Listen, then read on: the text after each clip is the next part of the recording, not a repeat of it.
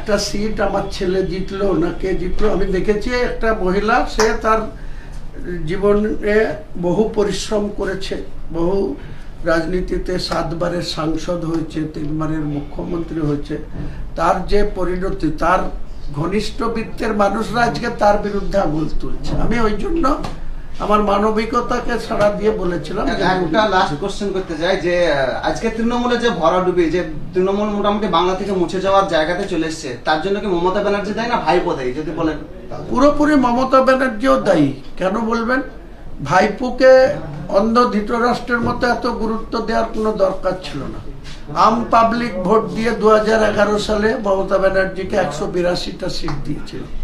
সেই দলের রাজ যদি ওনার নিজের হাতে রাখতেন, যদি না ওই আইপ্যাকের ছেলেদেরকে টাকা তোলার জন্য এখানে নিয়োগ না করতেন, যদি এখানে একটা পঞ্চায়েতের টিকিট নিতে গিয়ে 2 লাখ টাকা দিতে হয়েছে ঘাসফুল চিহ্নের, একটা পঞ্চায়েত সমিতির টিকিট নিতে গিয়ে 2023-এ 5 লক্ষ টাকা গুনতে হয়েছে, এই রেজিনগর, ভরতপুর, নওদা, বিভিন্ন জায়গায়। এটা কেন হবে? মানুষ রাজনীতি করবে। আমি কি এটা ব্যবসা করতে নেমেছি? আমি ব্যবসা করব আমার সংসারের অর্থ উপার্জন করার জন্য, কিন্তু রাজনীতি করব আমি মানুষকে পরিষেবা দেওয়ার জন্য, মানুষের কাজ করার জন্য। এরা সেটা এত ক্ষমতা পাওয়ার পর অন্ধ ধৃতরাষ্ট্রের মতো অভিষেকের উপরে নির্ভরশীল করে আজকে দলটা ডুবেছে। আজকে তারও কি অবস্থা। আর সেই অভিষেক কিছুদিন ওয়েট করেন, তার যে পিএ, যে মেন টাকা তুলতো, যে মাস্টার প্ল্যান চালাতো, সেই সুমিত রায় আজকে নিরুদ্দেশ। তাকে বাইরে পালাবার চেষ্টা করছে, সেটাও লকআউট নোটিশ দিয়ে দিয়েছে। কোনো এয়ারপোর্টে গেলেই স্যার আপনার প্রতিটা ভবিষ্যৎবাণী কিন্তু সঠিকভাবে পরিচিত হবে। ভবিষ্যৎবাণী যদি আপনি সঠিক প্রেডিকশন করেন, মানুষের মতামত কি, মানুষ কোন দিকে কি চাইছে, এটা যদি না বুঝতে পারেন তাহলে সে রাজনীতির নেতা। নওদা বিধানসভায় গঙ্গাধারী এবং সর্বঙ্গপুরে আপনি প্রাথমিক হসপিটালের কথা বলেছিলেন, এই মুহূর্তে কি আপডেট? খুব তাড়াতাড়ি হবে, গঙ্গাধারীতেও হবে। পুরো স্বাস্থ্যমন্ত্রীর সঙ্গে আমি নিজেই, আমরা বিধানসভায় যে বিজনেস অ্যাডভাইজারি কমিটি, সেখানে উনিও আছেন, আমরাও আছি। আমরা কথা বলার বা উন্নয়ন করার জায়গাতে পৌঁছে গেছি। সরকারটা বিজেপির আছে, নেতৃত্ব শুভেন্দু অধিকারী দিচ্ছে, কিন্তু এখানে কিছু চৌঠা মের 4টের পরে বিজেপি যখন ক্ষমতায় এসে গেছে, সেই সংখ্যার পরে উচ্ছৃঙ্খল তৃণমূল, চোর তৃণমূল, লুটেরা তৃণমূল কিন্তু আবার এই বিজেপিতে ভিড়ে গিয়েছে। তারা এখন বিজেপির পতাকা নিয়ে আবার ভাবছে যে এতদিন মমতা ব্যানার্জির চটি চেটে খেয়েছি, পুলিশ তার কথাই চলেছে, আর এখন মনে করছে যে আবার এই গেরুয়া পতাকাটা ধরে আমাদেরকেও আবার কেউ কেউ চুমকাতে আসছে। কিন্তু এসব চুমকানিতে হুমায়ুন কবির ভয় পায় না। যত খুশি বিজেপি কেউ করতেই পারে, সে মুসলিম হলেও তার যদি মনে হয় করবে। আমি নিজেই তো এক সময় এই মমতা ব্যানার্জির উল্টো পাল্টা 18-র পঞ্চায়েত নির্বাচনে তার প্রতিবাদ জানিয়ে আমি বিজেপিতে গেছিলাম। সেখানে গিয়ে দেখেছি মুসলিমদের থাকার কোনো জায়গা না হয় ওটা। মুসলিমদের প্রতি যেভাবে অবজ্ঞা, অসম্মান কথাবার্তা বলে, সেখানে কোনো প্রকৃত মুসলিম কিন্তু বিজেপির কাছে গিয়ে টিকতে পারবে না, তাদের মন ভিজবে না, তাদের মানসিকতাও ঠিক রাখতে পারবে না। গ্রামীণ রাস্তা এমনই খারাপ পরিস্থিতি, স্কুল পড়ুয়া, ছাত্র ছাত্রী, পেশেন্ট চলাচলের মানে অযোগ্য হয়ে পড়েছে। কি বলবে? পার্লামেন্টে আপনি কথা বলতে দেখলাম এই প্রসঙ্গে নিয়ে। বিধানসভাতেও বলা হয়েছে, আমরা লিখিতভাবেও মুখ্যমন্ত্রীকে বলেছি। গ্রামীণ রাস্তা আমার নওদাতেও প্রচন্ড খারাপ, রেজিনগর বিধানসভার অনেক জায়গায় রাস্তা খারাপ, সার্বিক গোটা মুর্শিদাবাদ জেলাতেই রাস্তাঘাটের অনেক অবনতি হয়ে আছে, অনেক ভাঙাচোরা অবস্থায় আছে। যে প্রধানমন্ত্রী গ্রামীণ সড়ক যোজনার যেসব রাস্তাগুলো বিগত 10 বছরে হয়ে আছে, যে গ্যারেন্টি পিরিয়ড ছিল, এরা বা সরকারের গাফিলতির জন্য, তুলাবাজির টাকা নেওয়ার জন্য সেই সমস্ত রাস্তাঘাটও খুব বাজে অবস্থায় আছে। আপনারাও সোচ্চার হন, এসবগুলা নিয়ে আপনারাও রাস্তা ধরে ধরে মানুষের কি চাহিদা, মানুষের কি অসুবিধা হচ্ছে, এগুলো আপনারাও তুলে ধরুন। আমরাও জনপ্রতিনিধি হিসাবে বিধানসভায় ঠিক যে অধিবেশন চলবে তখন সাবজেক্ট অনুযায়ী মেনশন করে আমরা তুলব স্বচ্ছতা। বেলডাঙ্গার এলাকা রেড জোন এলাকা, পরিশোধীয় পানীয় জল সমস্ত জায়গায় পৌঁছায়নি। পিএইচই দপ্তরে বিধানসভা থেকে অনেক টাকা বরাদ্দ করা হয়েছে, এই যে পরিশোধীয় পানি যে বিধানসভাগুলো পৌঁছায়নি, কি বলবেন? দেখুন, বিগত দিনে পিএইচই দপ্তরের প্রায় 5,500 কোটি টাকা সেন্ট্রাল গভর্নমেন্ট বরাদ্দ করেছিল। পুলক রায় সেই দপ্তরের মন্ত্রী ছিল, আর পূর্ত মন্ত্রীও ছিল পুলক রায়। এই দুটো মন্ত্রী দুটো দপ্তরেই ডাহা ফেল, কারণ রাস্তাঘাটের যেমন অবনতি, পাশাপাশি অনেক জায়গায় দেখবেন পিএইচির পাইপলাইন গেছে কিন্তু পাইপ দিয়ে জল বেরাচ্ছে না।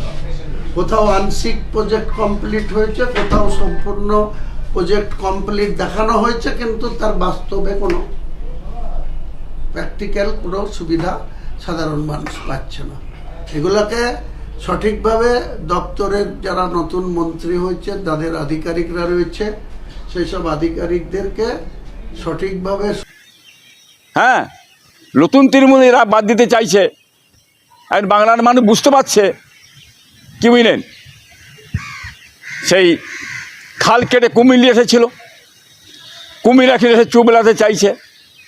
হ্যাঁ, সাপকে দুধ কলা খাইয়ে পুষেছিলেন, সেই সাপ ঘুরিয়ে চবল মারছে। এটা অভিষেক ভারতের বুঝুক যে কাকে নিয়ে এতদিন ধরে ঘর সংসার করেছিলেন, কাকে বসিয়েছিলেন, তারাই ঘুরিয়ে আজকে অভিষেককে চবল মারছে। যারা পার্টিতে খাটলো, মেহনত করলো, পরিশ্রম করলো এতদিন ধরে, হ্যাঁ, আর তারাই চবল মারছে। বিশেম্বরী সেই বিষে গড়াগড়ি। হ্যাঁ, এই গাদ্দার, এইসব গাদ্দারদের ঘরে বাংলার মানুষ চেনে। অতএব নতুন টিএমসি তারা অনেক কিছু বলবে, সেটা বাংলার মানুষ জানে। অতএব নতুন টিএমসি এসে কিছু হবে না। টিএমসি দলটাই নেই তো, মুছে গেছে, চলে গেছে। আবার টিএমসি কোথা আছে সেটা বাংলার মানুষ বুঝতে পেরেছে। হ্যাঁ, ঠিক আছে, কোনো অসুবিধে নেই। তারকেশ্বর একটা ধর্মস্থান জায়গা, রাজ্য সরকার সেদিকে খেয়াল করছে, ধর্মস্থানের জায়গা করুক, তাতে আমাদের কোনো অসুবিধে নেই। কিন্তু খালি তারকেশ্বর না, নেই, বহুত আছে পশ্চিম বাংলায়। হ্যাঁ, একটা দুটো নেই। আপনার এরম দ্বারা আরও ধর্মস্থান আছে, আপনার গঙ্গাসাগর আছে, কি বুঝলেন, দক্ষিণেশ্বর আছে, তারকেশ্বর আছে। সব জায়গাতেই মুখ্যমন্ত্রী হিসাবে খেয়াল করা দরকার। ওইরাম ধারা ফুরফুরা শরীফও একটা তীর্থস্থান, প্রতাপপুর দরবার শরীফ একটা তীর্থস্থান, হ্যাঁ, মেদিনীপুর দরবার শরীফ একটা তীর্থস্থান, বসিরহাট দরবার শরীফ একটা তীর্থস্থান। এরকম অনেক তীর্থস্থান আছে, তিনি খেয়াল করতে পারেন। একজন মহামান্য মুখ্যমন্ত্রী হিসাবে তেনার কাছে এগুলো সব সমান হওয়া উচিত বলে আমি মনে করি। দেখেন, প্রধানমন্ত্রী তিনি এসেছেন, তার একটা সম্মান আছে, ঠিকই আছে। তবে পশ্চিমবাংলায় রেড রোডে হয়তো আধ ঘন্টা নামাজ পড়কে 1 ঘন্টা নামাজ পড়তে টাইম লাগতো, সেটা ব্রিগেড ময়দানে ওয়াকফ সম্পদ আমাদের, ওটা মুসলমানদের ওয়াকফ সম্পদ ব্রিগেড ময়দানটায়। যাই হোক, আমাদের জায়গায় নামাজের ব্যবস্থা করে দিয়েছেন, খুব খুশি, আনন্দ আমরা, এতে কোনো অসুবিধে নেই। তো মুসলমানদের জন্য যদি এইখানে 1 ঘন্টার জন্য কি আধ ঘন্টার জন্য নামাজ পড়লে অসুবিধা হয়ে যায়, কি বুঝলেন, সরকার যেন ওই জায়গাটাতে আমরা মেনে নিই, ঠিক আছে, কিন্তু সেই জায়গাতে 7 দিন ধরে যোগ হচ্ছে, কি বুঝলেন, এটা বাংলার মানুষ দেখতে পাচ্ছে, বুঝতে পারছে। তা পরিবর্তন হয়ে মহামান্য প্রধানমন্ত্রী সাহেব যে বলছেন যে পরিবর্তন হয়ে আপনারা খুশি, তো কি খুশি হয়েছে এই বাংলার মানুষ হাড়ে হাড়ে বুঝতে পেরেছে। এমন খুশি হয়েছে, বুঝলেন না, হকারদের ঘরে মেরে ভেঙে ধুলি সাত করে উড়িয়ে দেওয়া হয়েছে, বিরাট খুশি হয়েছে বাংলার মানুষ। এবং গরুর গোশ জবাই করা বন্ধ করে দিয়ে এমন খুশি করেছেন, হ্যাঁ, ব্যবসাদার, গরু ব্যবসাদার, তারা ধূলিসাৎ হয়ে আজকে পথের ভিখারি হয়ে গেছে, হ্যাঁ, দারুণ খুশি হয়েছে। এ খুশির শেষ নেই, এই কথা আমি বলতে চাইছি। রেড রোড মুসলিমদের বাবার সম্পত্তি নেই, তাহলে কার বাবার সম্পত্তি ওটা? ভারতবর্ষ কার? হ্যাঁ, ভারত আবমার জাতি ধর্ম বড় নির্বিশেষে হিন্দু মুসলমান সবাই তো ভারত। রেড রোডটা কি দিলীপ ঘোষের বাবার? হ্যাঁ, হুনুর মুখ দিয়ে কি বেরোচ্ছে? ওর মাথার কি ঠিক আছে, না মাথা গুল মেলিয়ে গেছে? রেডটা সকল জাতির,